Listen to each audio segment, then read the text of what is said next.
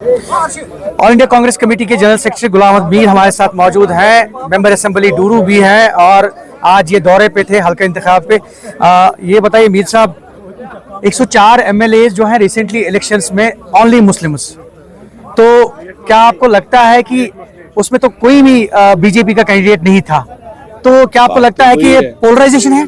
बात तो वही है। अब आप देख लीजिए, भारतीय जनता पार्टी जनसंघ के अज़ाइम 723 सीटों का ये 5 स्टेटों में चुनाव हुआ और 723 सीटों में एक भी मुस्लिम कैंडिडेट न केरला में, न तमिलनाडु में, न पांडिचेरी में, न बंगाल में, न आसाम में दिए ही नहीं भारतीय जनता पार्टी ने। कितना उनका मुसलमान से जिद है, कितना उनको नफरत है मुसलमान नाम से, और 723 में से एक भी उम्मीदवार नहीं दिया और एक तरफा चलाया।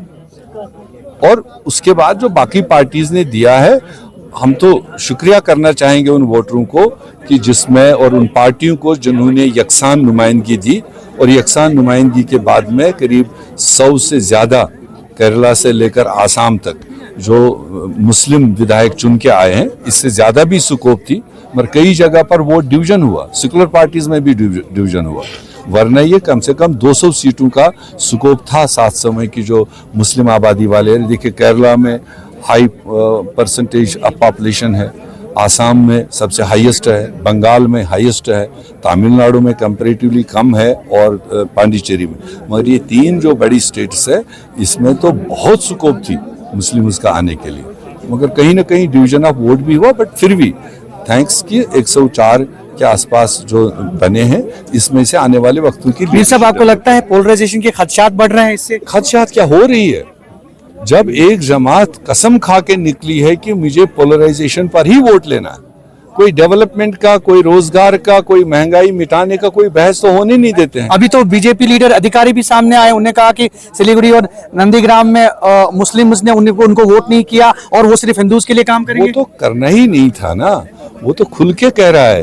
वो तो आसाम के चीफ मिनिस्टर ने कहा मुझे मियाँ का वोट नहीं चाहिए। वो तो शुभेंदु अधिकारी खुल के कह रहा है कि हमें मुसलमान का वोट नहीं चाहिए, हमें हिंदूज का ये करना है। मगर हिंदूज में भी सारे क्रिमिनल नहीं है, खासकर बंगाल में जी। वहाँ तो वो अब टैपिंग करेगा, टैगिंग करेगा कि मुझे 60% हिंदू ने जिताया, ऐसा नहीं है। वहाँ हिंदू बहुत सेक्युलर है, बहुत कल्चरली रिच है, और उन्होंने भी उनको वोट नहीं किया। वो तो चोर दरवाजे से सीटें उनने मैनेज की, इसलिए वो अब कवर अप करने के लिए कहेगा कि मुझे हिंदूज ने वोट दिया। डीएमके कह रहे हैं कि कांग्रेस ने स्टेप बैकिंग की, क्योंकि अभी टीवीके के साथ वो अलायंस करने जा रहे हैं, तो उन्हें ऑन बोर्ड नहीं लिया उस टाइम। देखिए, लॉन्ग टाइम डीएमके के साथ में हमारे रिश्ते रहे हैं, और अब जो पब्लिक का वर्डिक्ट आया है, जिस तरह का रुझान लोगों ने, खासकर यंग जनरेशन ने जो वहाँ पर एक नया रास्ता खोला है, तो दूर अंदेशी ये है कि कांग्रेस की सोच ये है कि किसी तरह से भी वो नौजवान लीडर और वो नौजवान जमात, नौजवानों का वोट गलत हाथों में ना जाए। अगर कांग्रेस ये कदम नहीं उठाता तो उस विजय या उसकी पार्टी को 100% बीजेपी इस्तेमाल करती। हालिया इंतखाबात में लगता है आपको पॉलिटिकल डेमोग्राफी, जियोग्राफी जो है वो काफी चेंज हो गई है? पूरी चेंज करने की कोशिश है भाजपा की, मगर ये भारत देश है, ये सेकंडों में पलटता है। और इस बंगाल चुनाव ने, आसाम चुनाव ने सबकी आंखें खोली।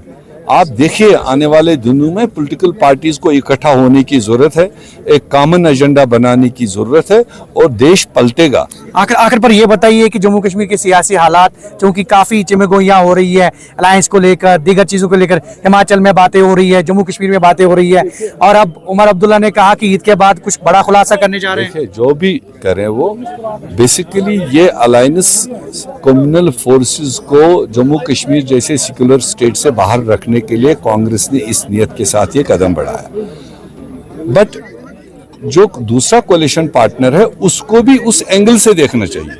उनको ये नहीं देखना चाहिए कि ये कांग्रेस की कोई मजबूरी है, कोई हमारी मजबूरी नहीं है। मजबूरी सिर्फ ये है कि जैसे भी आपने तमिलनाडु कहा, तो हमें वरना क्या मजबूरी, हम 5 मेंबर लेकर है वहां पर। मगर एक कोशिश, हमारी बड़ी पार्टी है देश में, हम पर लोगों के भरोसे हैं कि ये सेक्युलरिज्म को बचाएंगे, और उसी खातिर हमने यहाँ भी लिया। अब जो भी अगले कदम है जो जम्मू कश्मीर के बारे में, अवाम जो बात रखेगा, इंडिविजुअल का कोई अकाउंटेबल जी। मगर उमर साहब को जाकर के इंडिया अलायंस में, खासकर जो सबसे बड़ा पार्टनर है मल्लिकार्जुन खड़गे जी है, राहुल जी है, उनको जम्मू कश्मीर की सियासत और यहाँ के कोलिशन को लेकर के 1-to-1 बात करना चाहिए, सारी चीजें गोइयां साफ हो जाएंगी। बहुत बहुत शुक्रिया। गुलाम अहमद मीर हमारे साथ बात कर रहे थे, ऑल इंडिया कांग्रेस कमेटी के जनरल सेक्रेटरी, और उन्होंने कहा कि जो ओवरऑल जो पॉलिटिकल सिचुएशन बन रही है पूरे मुल्क में, वो कहीं ना कहीं जो है वो बदलती हुई नजर आ रही है और यूथ काफी पार्टिसिपेट कर रहा है, नए लीडरान सामने आ रहे हैं, लेकिन कांग्रेस की यही कोशिश रहेगी कि सेकुलरिज्म को बढ़ावा दिया जाए। ज़हूर रिजवी, न्यूज़ 18 नेटवर्क, आकोरा, अनंतनाग।